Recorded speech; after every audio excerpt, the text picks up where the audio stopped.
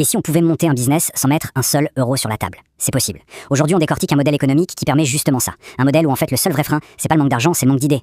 Regardez bien ce chiffre. 260 000 euros. C'est ce qu'une boutique a réussi à générer en appliquant ce fameux modèle. Et le plus fou, c'est que ce chiffre, il a été fait en une seule petite journée, 24 heures. Alors, la question qu'on se pose tous, c'est comment c'est possible de faire ça en partant de rien, de zéro? C'est exactement le secret qu'on va dévoiler ensemble. La réponse, elle tient en 3 mots: impression à la demande, ou print on demand si on veut faire plus court. C'est un système où, pour une fois, la créativité vaut bien plus que l'argent.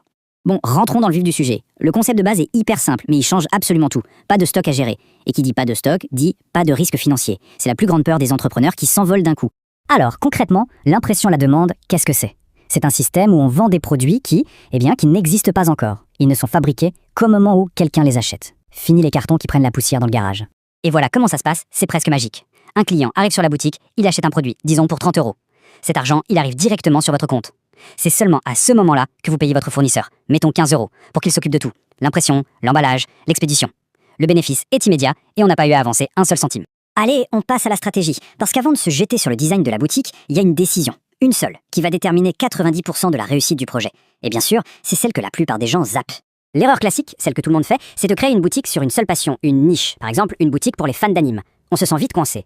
La stratégie qui cartonne, c'est tout l'inverse. On se concentre sur un seul produit, par exemple le mug, et on va le décliner pour un nombre infini de niches. Des mugs pour les fans d'anime, oui, mais aussi pour les jardiniers, pour les profs, pour les fans de chats.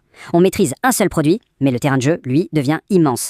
Bon, la stratégie est posée. Maintenant, parlons perception. Parce que sur Internet, une boutique qui a l'air pro, c'est une boutique qui vend. Point. Tout est une question de confiance. Pour ça, il y a des bases à respecter, c'est non négociable. Il faut un nom qui sonne bien, un logo propre, une bannière qui donne envie, et surtout que tout soit cohérent. On peut faire des trucs incroyables avec des outils gratuits comme Canva pour donner tout de suite une impression de qualité, un côté un peu artisanal et authentique. Mais, attention, de tous ces éléments, il y en a un qui a un impact complètement démesuré sur la vente. C'est pas le logo, c'est pas le nom, c'est la façon dont on montre le produit, ce qu'on appelle les mock-ups. Petit jeu rapide. Imaginez 2 boutiques. À gauche, une avec des photos de produits toutes simples sur fond blanc. À droite, une autre avec des photos qui mettent le produit en scène, dans la vraie vie. Laquelle donne le plus envie? Laquelle inspire le plus confiance?